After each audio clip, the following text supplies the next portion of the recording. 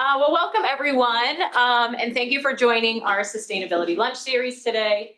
We are really excited for today's panel. We're featuring 3 MIT alumni, all of which are founders within the renewable energy space, doing some really, really cool work. And we're thrilled to be partnering with the Sloan Energy and Climate Club on today's program. Before we get into the conversation, I just wanted to share a couple of quick announcements that you might have seen in our newsletter or on our WhatsApp channel. And the first is specifically for MBA students. So there's an upcoming conference called the Climate Cap Summit. Climate Cap is a group of about 40 different business schools that all have climate or sustainability programs, and they host an annual conference each year. This year it's happening February 28th through March 1st at UC Berkeley. And we, as a sponsor, have 5 tickets to raffle off to MBA students. So if you're interested in attending, the QR code is on the screen where you can enter in for our raffle. Deadline is November 14th at midnight, and I will communicate with the winners on Friday, November 15th. It's a really, really great conference. Last year we had 6 or 7 Sloanies attend, and they all found it really beneficial and a really great way to collaborate among colleagues here at Sloan, but also with classmates from across different programs in Climate Cap. And the other announcement that I wanted to share is next week's Sustainability Lunch Series. So we're going to focus on corporate sustainability. We have a panel featuring 2 sustainability alumni. That'll be a really great conversation. Sustainability or corporate sustainability is an area that a lot of our students are interested in. So this could be a really, really valuable and fruitful conversation for you to join. So if you haven't RSVP'd, everything else is up on Sloan Groups. And then lastly, 2 weeks from now, you should be thinking about spring bidding and spring registration.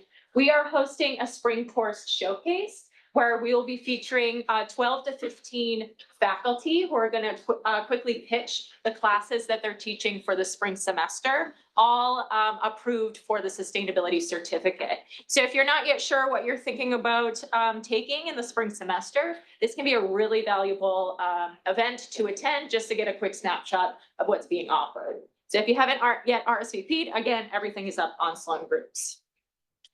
So with that, I'm going to hand over the microphone to Sita Patel. She is a second-year MBA who has stepped in to facilitate today's conversation. So with that, join me in welcoming Sita. Hi, everyone. I, as Jen mentioned, am Sita. I'm a second-year MBA student here at Sloan. It's kind of fitting that I'm facilitating this discussion because in some ways I'm also an MIT alum. I did my bachelor's here, graduated class of 2020 with a major in material science and engineering. And I chose to come back to MIT because I've sort of been aware, I think as many of you are, that MIT really does pride itself on having a very well thought out, very well curated sustainability curriculum. And I really wanted to continue to take advantage of that. I think that the Sloan experience really helped me pivot into climate finance, which is what I want to do post Sloan. So I did an internship over the summer in like early stage, deep decarbonization focused VC, entrepreneurship and VC, and I'm going to continue doing that after I graduate. So I am very happy to be here with you today and very excited to facilitate this discussion. So let's kick off with a round of introductions. I would like to ask all of our speakers today to introduce yourselves, your MIT affiliation, the startup you're working on, and how the problem that you're tackling ties into the climate problem in a broader sense. So Kevin, how about we start with you? Actually, let's start with Kareem, because you're sitting here, it's easier, and then jump to Kevin and then Jane, who are with us on Zoom. Okay, awesome. Yeah, can you guys all hear me? Okay, great. Hi, everyone. My name is Kareem Khalil, co-founder and CTO of Infinite Cooling. Yeah, thanks, guys, for organizing this and having us tell you a little bit more about us. So I was a MIT master's and PhD student in mechanical engineering, graduated in 2018, did a minor in entrepreneurship. So took quite a few courses here at Sloan in my time here. My co-founder also was a MIT PhD in mechanical engineering. And he's our CEO. And anyway, yeah, so infinite cooling, essentially, this was funded, this was a research project at MIT while we were students here, me and my lab mate. And really the focus was on improving the energy and water efficiency of evaporative cooling systems around the world. So you guys might be familiar with cooling towers that are used in basically every large industrial process in the world, from power generation to data center cooling to creation of raw materials like aluminum and steel and things like that, pharmaceuticals, you name it. Basically, all of those processes have essentially a large cooling load. And everywhere in the world, people utilize evaporative cooling systems to provide that cooling. The problem with these evaporative cooling systems is that with climate change, with water scarcity issues, with energy efficiency issues, essentially they're becoming too big and too hard to operate. And so there are very, very serious issues, to these assets related to their cooling systems. And essentially, we were founded based off of a hardware technology that we developed here at MIT that can actually recover a portion of the water that's evaporated in that system, so you can recycle it and reuse it over and over again. So reducing essentially the water impact of these cooling systems. And then most recently, after we founded the company and we released that product and have been implementing it around the world, we've also released a new product that actually aims to improve the energy efficiency of those cooling systems, because they use quite a bit of energy to provide that cooling. And so anyway, we've developed now hardware, software solutions for that industry, and now really in a scale up and deployment phase. So happy to talk about anything related to that and any questions you guys have. No. Great, thanks, Kareem. Kevin, how about we jump over to you? Yeah, thanks. Can you hear me?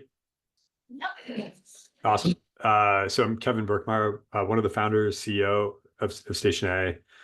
I was a Sloan MBA grad, class of 2014, and originally from New York, live in San Francisco now. I worked for almost 20 years in the clean energy space, from trading power and renewable energy credits to developing solar projects all over North America and Asia. With First Solar, working in energy storage with Tesla. The key problem that we're trying to solve is that there's like a very long history of distributed generation projects being too expensive. So distributed clean energy projects just being too expensive, largely due to high transaction costs, lack of standardization, very manual iterative processes. Generally speaking, these like bucket of soft costs that are associated with projects. And that's really resulted in like limited deployment and like, frankly, an untapped market. So we built a marketplace for distributed clean energy projects.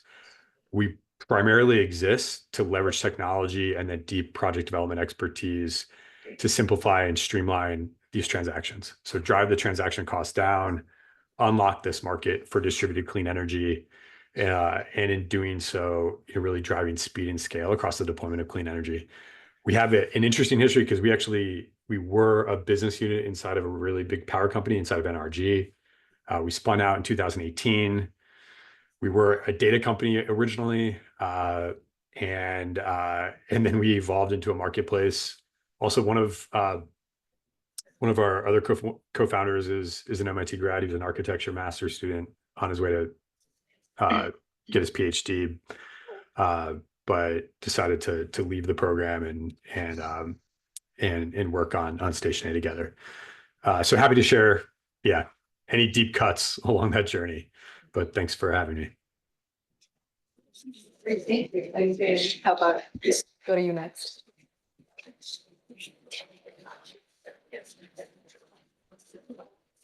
You're on mute. Oh, sorry. I was having trouble hearing. Thanks for having me. My name is Chen. I'm the co-founder and CEO of Stepwise. I was a Sloan grad from 2023, so I was in your seats not too long ago. Right now, so we started the company in the Boston area, but now we're based in Buffalo, New York. So that's where I'm calling from currently.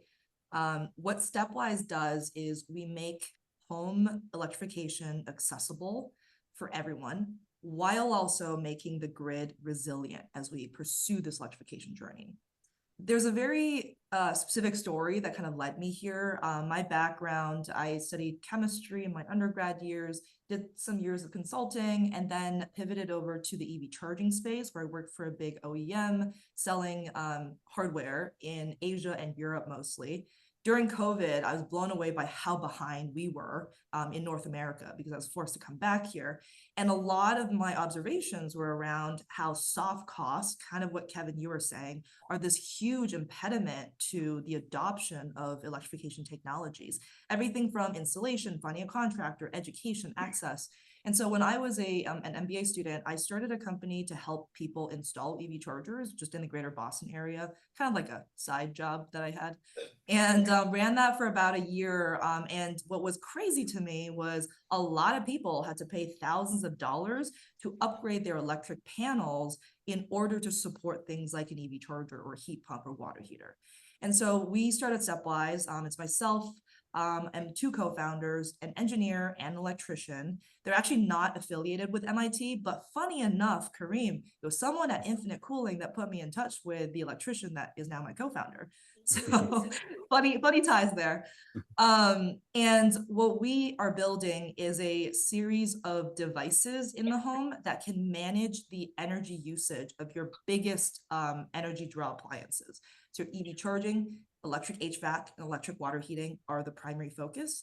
And the whole idea is that in the way that people electrify one step at a time, we're building solutions that can allow you to do that in a cost-effective way while also providing grid operators with the flexibility and control over these devices. Great. All right. Thank you. So you all touched on sort of the problems that your company is trying to solve. But I would like to sort of ask you to share a little bit more about your founder journey while being a student.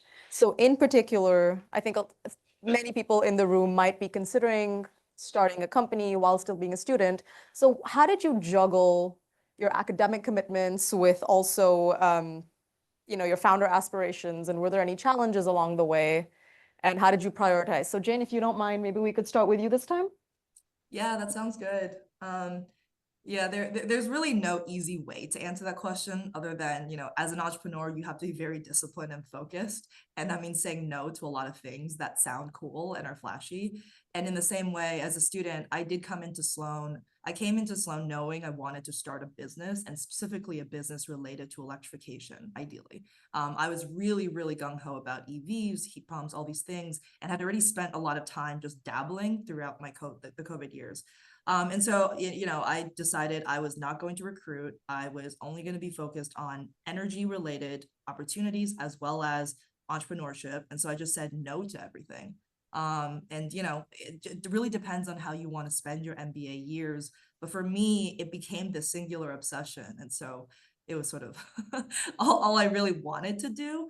And I think that, because there's 2 years in the MBA program, a lot of people decide to use the first year to do a lot of exploration and the second year to double down. And I've seen a lot of my peers be very successful at that. So I would say, if you are serious about doing entrepreneurship, it comes with a lot of trade-offs, and it comes with a lot of saying, no to certain clubs, no to certain socials, no potentially to recruiting. And it's just about time management. And maybe the one last thing I will share on that too is I think it's helpful to surround yourself with people who are also genuinely interested in starting something. I know that, in the MBA program, there's a lot of startup curious people, and it's very easy to see it as this very glamorous thing because everyone talks about it and it sounds really cool, and being a founder seems really interesting, right? But I think in order to really do it, it's about doing the unsexy things. And so sometimes, like, being surrounded by everyone else who's entrepreneurship curious, you get really pulled into the glamorous side of, it's all about, crazy VC investing, and, you're on TV or whatever, right? And I think it's being, it's like surrounding yourself with folks who are deep in the operations, who are really executing, that you can build a community of support so that you know that if you say no to the things around you, that you can double down on. Great, thank you. Kevin, any thoughts to share? Yeah, so I could not say no to anything. When I was a student, I kind of, which is, I don't know, a good and a bad thing, I guess, but but it also led me to not start something at school. I I looked at MIT, very much as like a candy store. There's like so much different like opportunity to get involved with and so many different things to do. Uh, and so I was probably too busy. I tried starting an energy storage business as a student. It didn't work out. Uh, and, um, I had the opportunity to work at Tesla while I was at school. So I took that. I was a TA for the energy ventures class. I was a research assistant on the MIT Future of Solar study. So there's just like so many things I wanted to be involved in to kind of broaden my experience and exposure to different things within the energy field. And so it was kind of a combination of like wanting to do that stuff and wanting to explore and wanting to take advantage of this like 2-year period of time where I could really do that exploration, and such an incredible platform to do that from at MIT. And then I just didn't really have a lot of conviction around a business that I wanted to start. So, we worked on this energy storage company, but I just wasn't too excited about it. So when I was looking at roles, I was primarily looking at more entrepreneurial roles, and I ended up actually going to take not going to Tesla, but going to take an opportunity at NRG, so at this huge power company, and within this like innovation, new technology team, and that was where I met Manos, our co-founder, and that's where we started to work on the problem that we continue to work on, and what we ultimately spun out of NRG. So it took me some time to find the conviction around something to start. So I think MIT can be like a great place to start a business. If you can, and if you have that conviction, you have less risk, you have a window of time, you have a community, that will really support you, especially at the MIT Trust Center and throughout the Sustainability Initiative throughout, campus.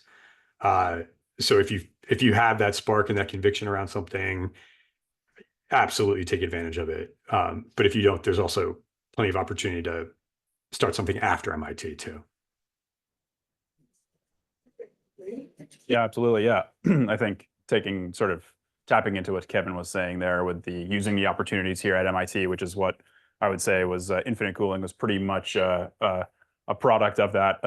So actually me and my co-founder Maher, we did Energy Ventures, as Kevin was mentioning, and that was actually our project for Energy Ventures. So we pitched the class on this concept. It was just a benchtop technology at that point in Energy Ventures, and then we built a team around that, and it was an awesome team, some Sloanies and other folks on the team, and essentially we spent 6 months, right, effectively coming up with a business model, looking at different sort of aspects of the market and things like that, and honestly, that really sort of built that conviction that the other panel speakers are talking about for me and my co-founder. And then we had another year of our PhD left, and honestly, so this is probably where the balance question most applies to us, because prior to Energy Ventures, we were just people working in labs, honestly. We really tried to use every single part of the MIT ecosystem to take a step forward on the startup. And so if anyone here is interested in, like as Kevin was saying, and actually starting it here, I would say to really use the time here on campus to do that. Typically we took advantage of every startup pitch competition where we had non-dilutive funding for over a year, and actually hiring employees just off of the winnings from those. Accelerators, Delta V was an awesome program. We did that. So highly recommend that if you really want to see what it's like to work at a startup for a couple months. And typically there are technical founders that are looking for partners to do that program with. And then actually using the campus for us in our case, I would say like venturing out from just the entrepreneurship community is definitely something that is worth doing and probably untapped. So we formed a relationship with MIT's central power plant, the central utilities plant. It's just a power plant located right there on Vassar Street.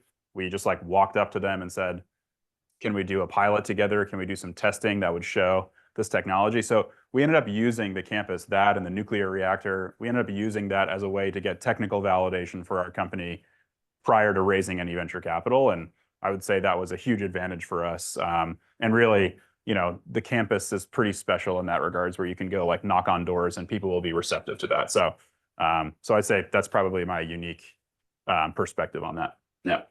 Great. So actually, everything you said is a wonderful segue into my next question, which is around the topic of founding teams and early hires. So there's a lot of conversation. Actually, all of you touched on the fact that, you were able to find people at MIT or outside of MIT that had the right conviction, that had the same interests and the right mentality, but you had to weed through, as Jane mentioned, some entrepreneurship curious people. So my question is, how did you go about deciding what kind of skills you were looking for in your early hires or your founding teams? And what advice would you like to share with people here that are trying to find others that could supplement their skill set or bring complementary skill sets that, are essential to starting a business that they might not possess? So Kevin, how about we start with you and then Kareem and Jane? Yeah, absolutely. So, in many respects, we came together naturally because because of the problem we were trying to solve. So we were all working together inside of NRG, and we all had different skill sets. So I had experience building like data sets to find good project sites for solar projects. So I had experience like hacking together solutions that would combine like land parcel data, climate data, transmission infrastructure data, et cetera, to identify the best sites for like a solar project effectively, but doing so at scale. Mano Serrazza, so he's a co-founder who's in architecture at MIT. He was also part of our team, but he had experience modeling building energy consumption at scale across like whole cities. And he's an expert in daylighting. So really focused on like efficiency of buildings and energy consumption of buildings, but modeling energy consumption at scale. NRG was working on all sorts of different projects to deploy distributed generation assets across like whole utility territories and whole ISOs. So Manos and I kind of like put our skill sets together to solve NRG's problem, which was how do we figure out, or how do we identify like the right sites and the right customers for solar, for storage, for efficiency, for demand response. And so, so we started modeling buildings at scale and then modeling different solutions, at scale to find like the right buildings for solar and for DR, et cetera. And we then realized that we had to scale that primarily due to demand inside of NRG. Like, so then all these different businesses are like, oh, could you help us in the Northeast? Could you help us in California? Could you help us in ERCOT in Texas? So anyway, then we hired Jeremy, who's our head of engineering, and just deep software expertise and experience to help us then scale out, that modeling across the entire US. We also realized that we needed someone who's really good at math. So who kind of took our existing skill set and kind of up-leveled those. And so then we brought in Sam to our team to work on all of our analytics. And so we then had like, I think a lot of people say you have like 3 legs in a stool, you also have 4 legs in a table. So we then had like all the legs of a table to effectively create a solution to this problem. So we had the industry expertise and kind of commercial background, which was me, the building science and energy modeling background, which was Manos, the software background, which is Jeremy, and the analytics and math background, which is Sam. And so super complementary skill set. And that was like key, like having that balance and not over-indexing on one, versus the other. And I think that's what really created like a strong foundation, for growing a business. Yeah. So for us, me and Maher in mechanical engineering, I would say, obviously on paper, we had sort of, I would say, similar skill set, obviously being in the same lab and working on the technology together in the lab, but actually in many ways had a very complementary skill set. And I think that's why sort of it naturally kicked off in Energy Ventures, which is, Maher's research, my co-founder's research was really actually the fundamental science of how our product worked, which was how we can recover water from these evaporative cooling systems, and looking at just writing down the physics of how that system works. My research actually in that lab was not necessarily directly related to that technology, but it was actually how you can reduce anything that's technically validated in a lab in these large industrial processes to practice, basically. So I was much more focused on engineering and how you could put engineering mindset into R&D so that you can actually scale this to like a full, gigawatt power plant or whatever it might be.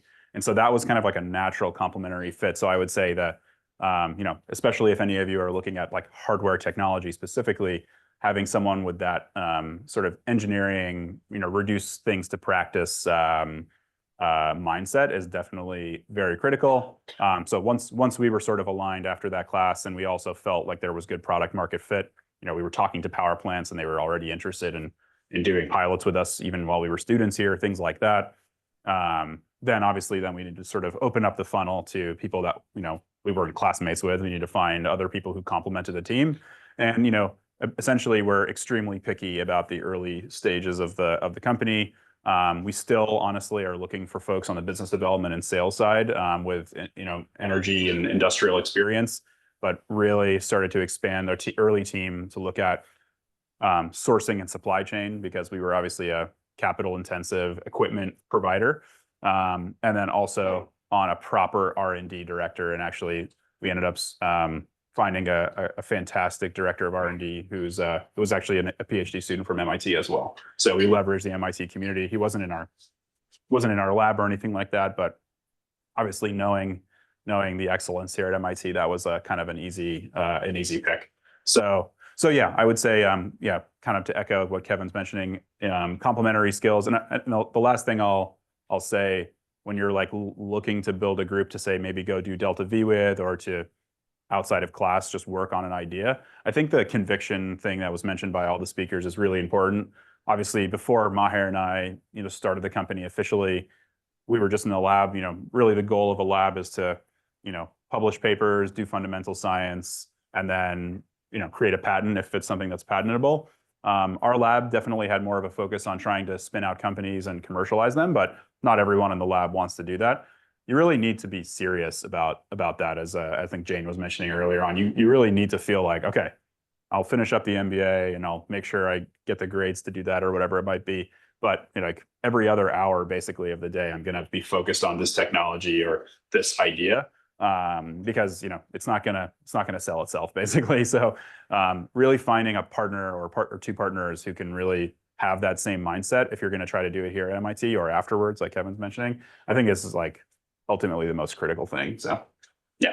Great. And Jane, I'm really curious to hear your thoughts on this, because you mentioned right from the beginning that you came to MIT with this idea of you want to start a company, and you had to go through and meet a lot of entrepreneurship curious people in your MBA experience. So I would really like to know how you sort of weeded through all the people that you met, how you assessed their commitment, their interests, and sort of what were the things that stood out to you for some of the people that you decided that you do want to work with. Yeah, happy to share. There's a long story behind all of it, but I'll try to summarize. Honestly, I think it's like dating. That's probably the best way to describe it. There's a lot of trial and error, especially if you're a first-time founder. You're going to make mistakes. You're going to have to figure out what you're looking for, both in terms of values as well as skill sets. And when I came into Sloan, I knew I wanted to start something, and I knew the general goal of promoting mass electrification, but I had no idea what the idea was or like what I wanted to do.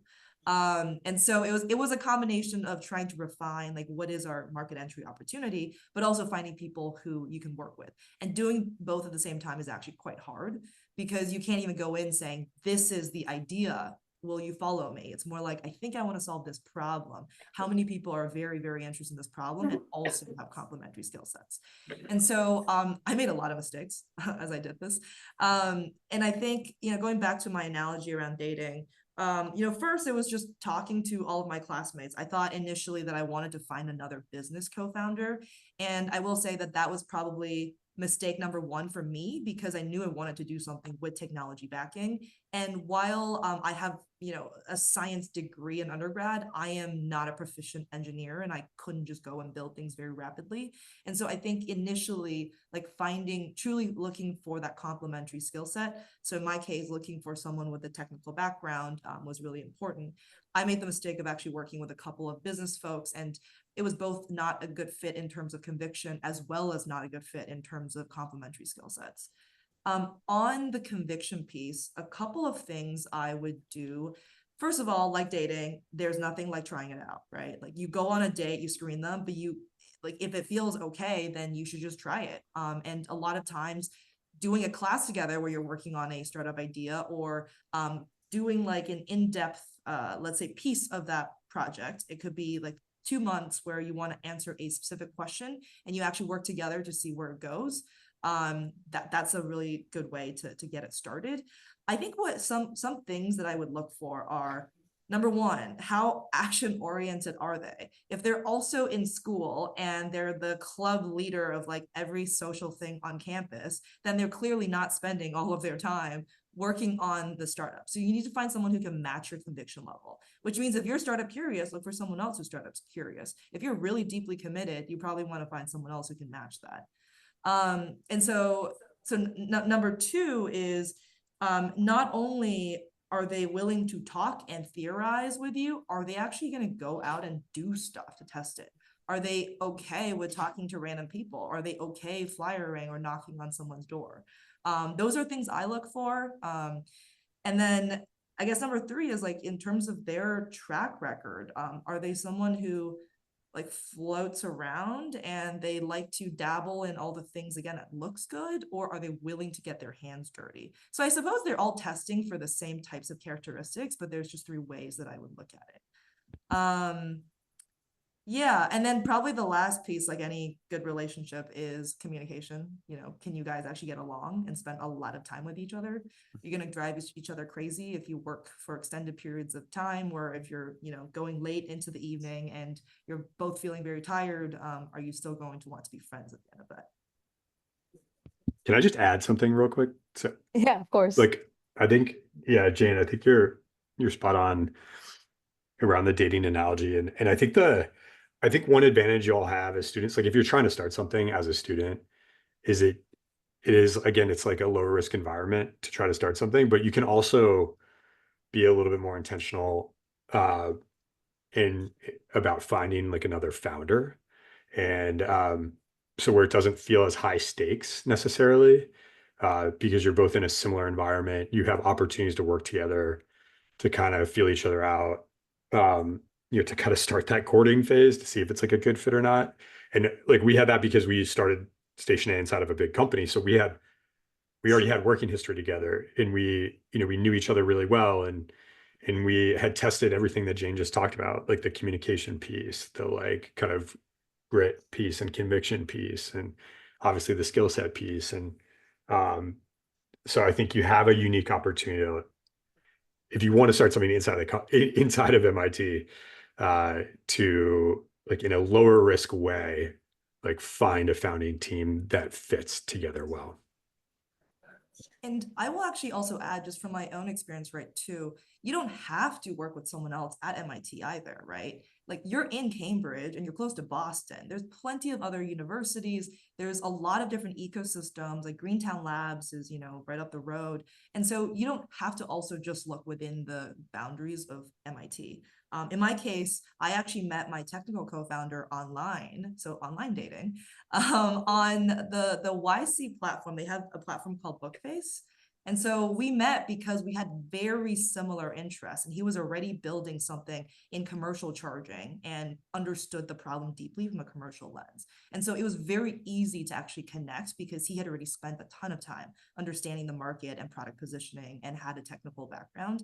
And then my other co-founder, I actually met through my previous installation business because he was an electrician. And so it was not a very conventional MIT founding story whatsoever, but my only point here is you can look beyond the confines of the school. Yeah, that's a good point.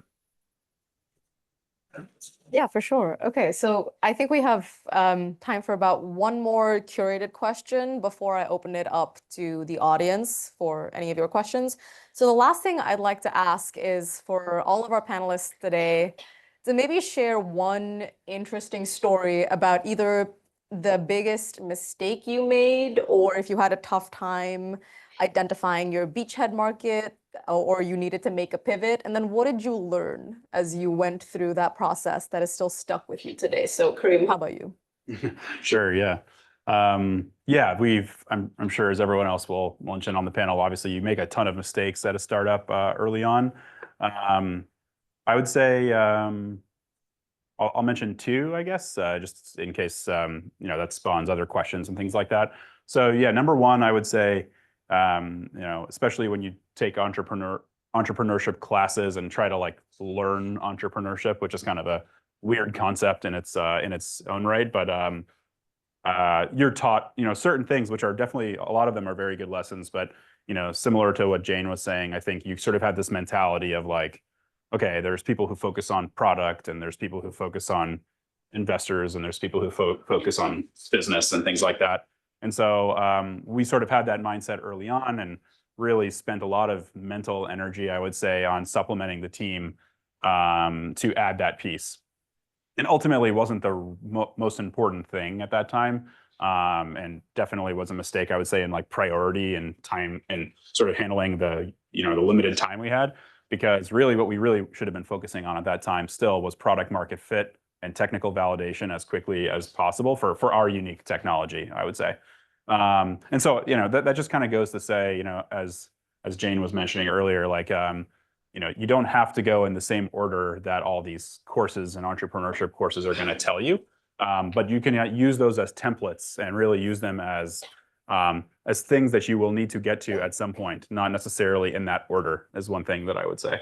And then lastly, this is kind of a classic, what would cause a pivot or a startup to make a mistake from an execution standpoint, is just thinking that you understood every aspect of your customer too early, and not really, and sort of putting your blinders on, making your product, and then going out there and not listening, I would say, enough, and not being curious enough to get the feedback.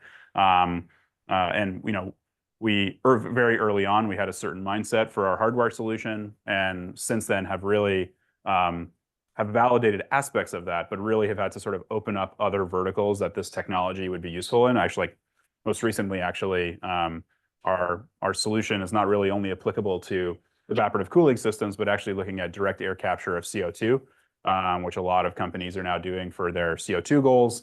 And that was something that really, being sort of very flexible on the different verticals that your technology can be applicable to, is actually something that can, early on for a technology, can be extremely useful, and will open up your community to other investors, things like that. And so I would say, yeah, those two sort of faults of our early optimistic viewpoints were something that I would probably highlight the most. Yeah. Makes sense. And Jane, how about you? What are your thoughts? I'll share two general stories. One might sound trivial, but is actually not.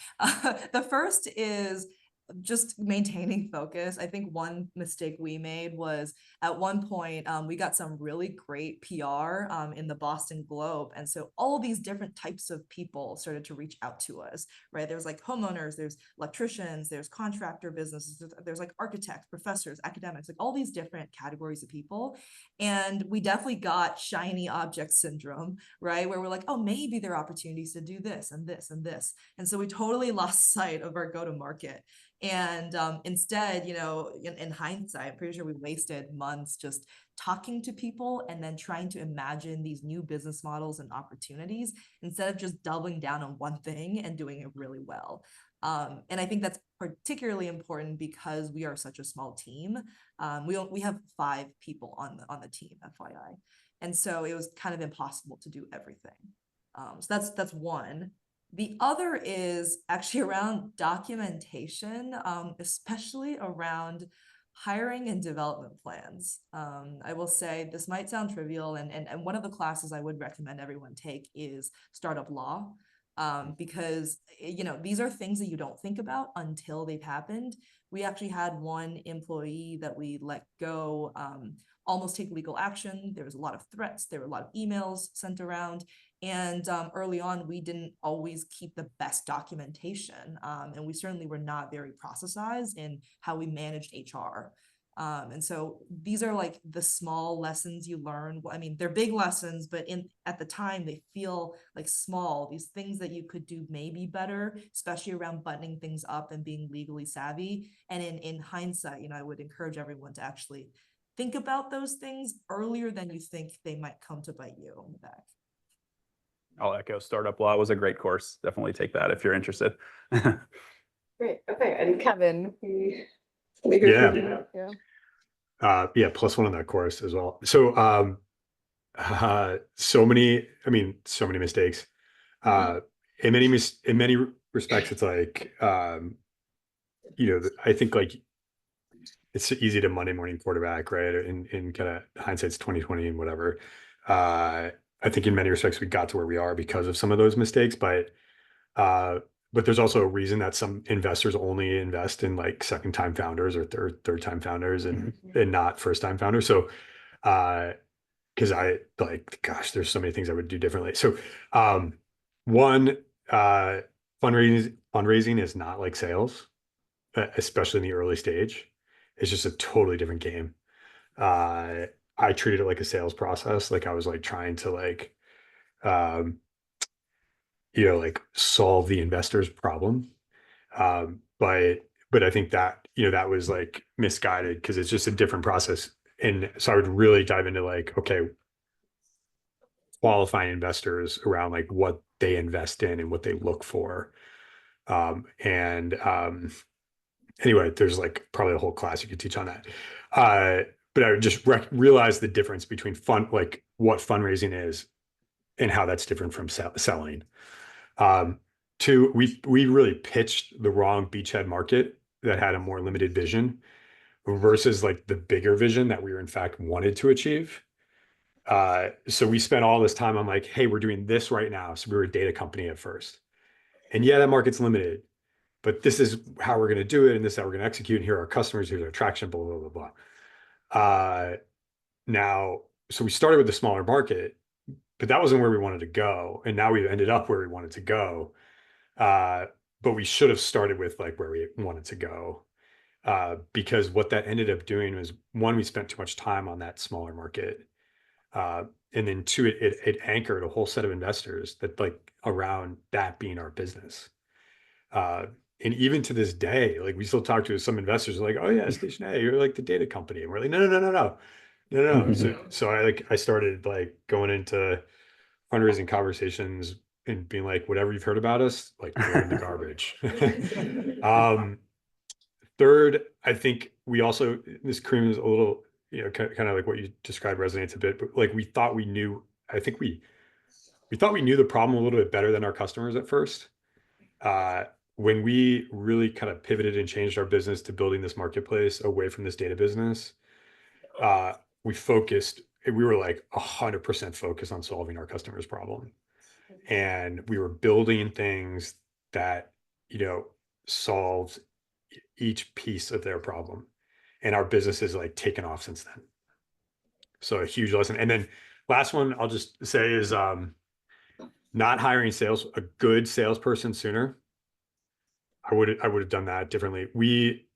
I came into it a little bit of like a sales snob, thinking like sales was playing golf and drinking beer and like taking somebody to the game and being like, hey, whatever. And it's so much more than that. Like that is a sales model. I would say that sales model does not work. There is a much more strategic, thoughtful, intentional, tactical way of selling that is still an art, but is very much a science. And so just don't get stuck in that trap of being like, oh, salespeople are like, don't add value, or because like once you find a good salesperson, it's like, oh, this is like, there is a methodology to this. And this is how it's done. Like, this is a pro. And so I would have done that sooner because we hired somebody who was like super strategic, was commercially minded, couldn't close anything. And that set us back like a year probably. So yeah, more lessons. Those are the highlights.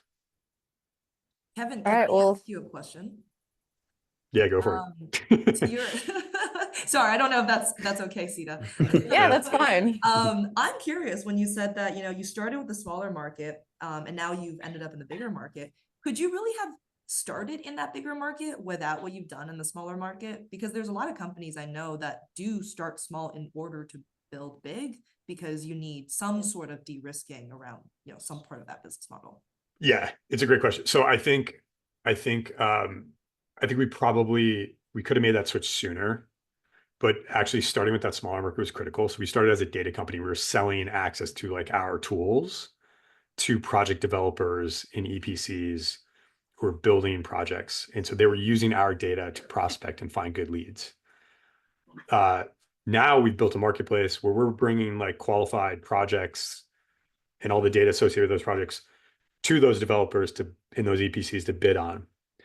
So they're related, right? But what that data business enabled us to do is to build this massive provider network and to really like fine tune those evaluation tools to like solve that use case around evaluating buildings for solar, for example. So I think it was actually a critical piece of our success like today. But I think we should have leaned in more on that marketplace and like what that means and led with that versus like, we're a data company. We also made the mistake, I think, of like thinking that we could be the SaaS company and the marketplace at the same time. And that is flawed because when you're early stage, you only have limited resources, and those are two different customers, two different products. So two different sales processes, like two different buyer behaviors, two different like products that an engineer could work on. So it like just didn't work to do both. The irony though is like as we're growing and scaling, like that subscription business is actually, we dropped the subscription business to focus, and then now we're kind of bringing it back in certain ways, which is really interesting. But yeah, great question. I think like I just would have probably made the pivot sooner. But again, hindsight's 2020. So Makes a lot of sense.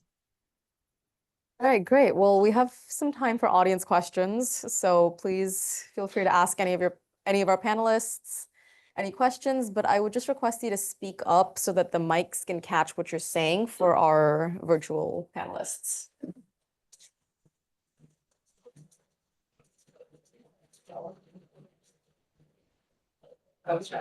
I have a resource to share and then one question to ask.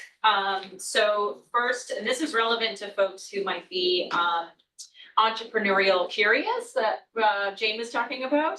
So there's an event happening next Wednesday evening by the Martin Trust Center called Climate Pitch to Match. So if you're thinking about working with a startup, there is actually a matchmaking event where they can pair you with some founders who are looking for support.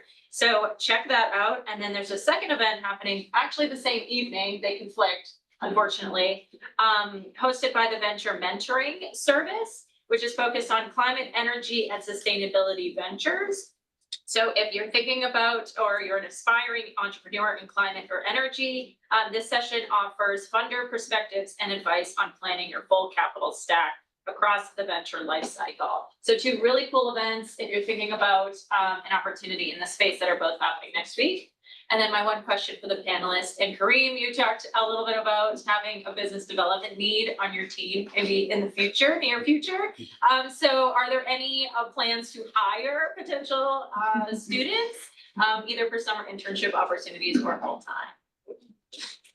Yeah, I'll start if that sounds good. Yeah, basically for our company, like I said, we're 95% engineering and operations to date. And so actually we've hired several Sloan students for summer internships. Actually, some of our first deals were originated by our first Sloan intern, actually, so which is awesome. And these are deals with some of the biggest utilities in the world. So definitely that's, if you're interested, ping me. I can put you in touch with Maher, our CEO, who manages that. But yeah, in terms of like where we are as a company, so we've raised 2 rounds of funding, really focused on finding product market fit and doing all the technical validation of our hardware, now software business. And really, we're actually in the middle of a raise that's going to be closed in December and early 2025. And really, most of the focus there is scale up. And so with that, obviously, will come sales needs, and business development needs. So yeah, we want to add someone from a network that we know well and can add a great team member. So yeah. Great. Kevin, Jay, either of you? Yeah, well, from like a hiring perspective, we'll have like a few open roles coming up, and then always open to like interns. So if there are and like independent studies too, like during the semester. So if there are folks who are interested in getting some credit during a semester, definitely reach out. And then if there are folks who are interested in like summer internships, definitely reach out as well. Yeah. We are interviewing for sales roles right now, but I don't know that that would mesh in terms of timeline with the academic year, because this would definitely be during the semester that we're looking to hire. But yeah, like Kevin was saying, we're also open to interns. My team is also very engineering heavy, and so BD and marketing in particular are internship opportunities we would be looking to offer. So in particular, focused on consumer and electrician marketing, and then utility, like municipal utility engagement on the BD side. But in general, we don't define hiring requirements kind of summer or later at this time. Thank you. Yeah, question in the back. Hi, first of all, thank you so much for sharing your stories. I just want to dive more into finding people to work with. I also want to build my own business, and I think what Jen mentioned, trying to find technical co-founder is something that I want to do as well. But I feel my experience so far have been the people that I've met, usually the technical people. Maybe Karim can also give your opinion on this, but I feel that it's very specific to what they want and what they have done. So it's very like niche. And it's very hard to like finding someone that we can align like in a broader perspective. So I feel that you're very lucky to have found someone that has like similar interests and like really connect on a personal level as well. Just curious, do you have any like more systematic approach to find these people, or you feel you just exhaust every source that you can find? Or yeah, I think that's my question. Yeah, I can take a first stab, Jane, and then I'll. So yeah, from my perspective, I think it's been mentioned a few times, but I think maybe there are certain ideas that it's just like an aha light bulb moment that goes off in your head, and like you're automatically signed up and you're ready to go, and you just go and look for someone, and hopefully they have that same aha moment. But it's not always like that. So for us specifically, I think honestly, it was really. How long is a semester? It's like 4 months. I forget what it is. Yeah. But basically spending 4 months literally, going through every monotonous detail of like, okay, well, can you build a business plan that anyone is interested in around this concept, and doing that with people other than ourselves. And so we were basically forced to really do what I would say is a deep dive in that topic.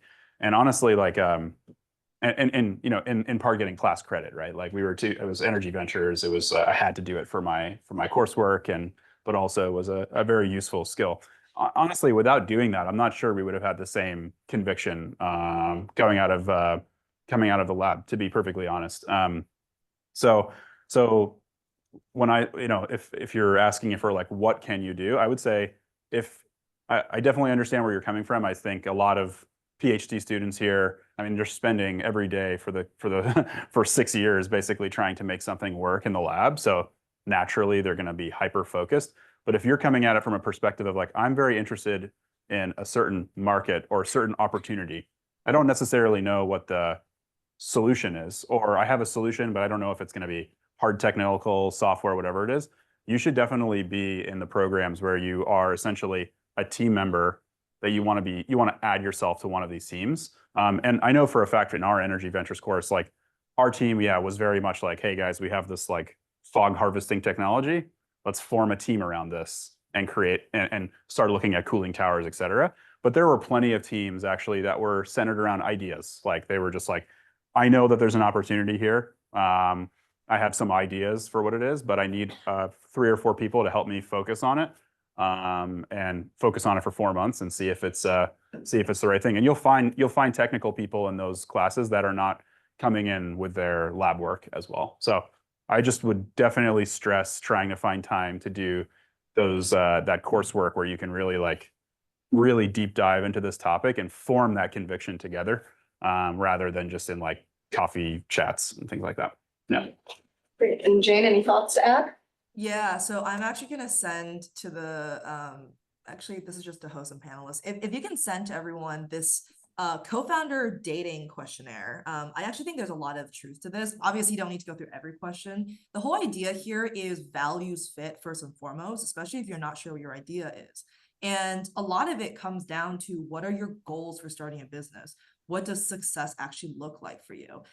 When you're when you're first starting, you might not think that long term, but once you're in it, right? Like, are these the people who are willing to grind it out? Are they looking to build a venture backable business? Do they want to build a 9-to-5 business? Like, what does success look like? What is the work-life balance they want? Who do they want to work with? Like, what makes you happy? Like, it's things like that I think when rubber meets the road, like there are things that will make or break the team. And so I know it sounds cheesy to like talk about some of these questions, right? Like the feely questions, but I do think that it's helpful to at least engage in some of them, especially around the definition of success. Okay, we have time for one more question. Yes, over here.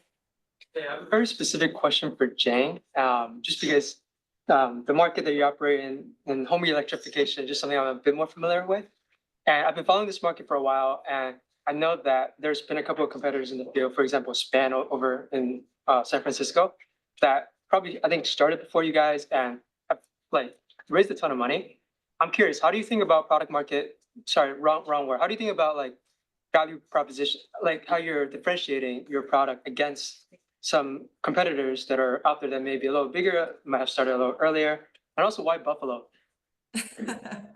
Yeah, no, very good question. I will say, when you're sitting in a classroom where you're just doing competitive research from the lens of like sitting in front of a computer, it's very easy to be like, oh my God, there are so many players, they do everything. However, are we going to compete?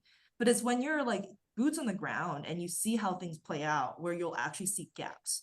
And so with Span in particular, it's funny because everyone mentions Span, but one of the ex-co-founders of Span is actually one of our advisors. So that goes to show that this space is a lot bigger than you think. Just because a company is positioned a certain way doesn't mean they're a direct competitor, especially within home electrification. But I guess like I would go out and actually like try to figure out where the gap is in the market. It's again really hard from just looking online and doing competitive analysis on a screen. Because in our space, for instance, where we differentiate from a Span, just to make it crystal clear, Span is a fully intelligent panel, which means that you have to replace your existing electric panel with this really cool piece of technology where there is essentially intelligence behind every single circuit breaker. And now you can monitor the energy data. You can also control all the circuit breakers. What we've seen in the market is that the majority of people don't actually want to pay, nor do they need something that's that highly built. And so the market gap here is that there's still a lot of people who can benefit from intelligence and controls, especially when it comes to reducing the cost of installation, but then also, in the future, plugging into utility programs and all of the, the DER type services that it comes with. But because we found that there's a big segment of the market that has not been addressed by this existing product, that was kind of our market entry opportunity, that they are not served because of the way the product is positioned and the way it goes to market. Does that answer your question? Yeah, it does. Okay, great. Well, thank you so much to all of our panelists for joining us today. And thank you to all of you for showing up and being a part of this discussion. We're out of time. So yeah, go forth and conquer your day. Thank you. Okay. Thanks, everyone.